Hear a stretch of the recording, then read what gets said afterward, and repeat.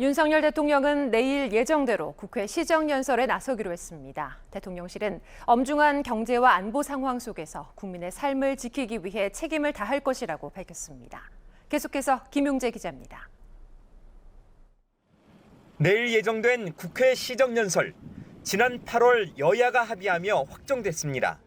윤석열 대통령은 내년도 예산안 639조 원의 씀씀이를 설명하며 국정 방향을 제시할 예정입니다. 하지만 검찰 수사로 인한 민주당의 시정연설 보이콧에 방향을 가늠하기 어려워졌습니다. 일단 윤석열 대통령의 시정연설은 국민의힘 단독으로도 가능합니다. 국회 본회의 개최 조건이 재적의원 5분의 1 이상인 만큼 국민의힘 의석으로도 충분합니다. 다만 민주당 출신인 김진표 국회의장이 무난하게 본회의를 열어줄지는 변수입니다.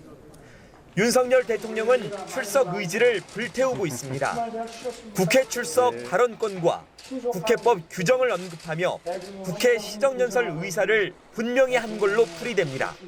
일정이 정해졌는데 거기에 무슨 추가 조건을 붙인다는 것을 제가 기억하기로는 우리 헌정사에서 제가 들어보지 못한 것 같습니다. 대통령실 핵심 관계자도 윤석열 정부 첫 예산안이라는 점을 강조했습니다. 국민 앞에 충분히 설명할 기회를 원하고 있다며 윤석열 대통령의 시정연설 가능성을 전했습니다. 윤석열 대통령이 나선다면 지난 5월 추가 경정 예산안에 이은 두 번째 국회 시정연설입니다. 국회 상황이 유동적인 만큼 한덕수 국무총리가 대독할 가능성도 나오지만 대통령실은 윤석열 대통령이 헌법과 국회법이 부여한 책임을 다할 것이라고 밝혔습니다.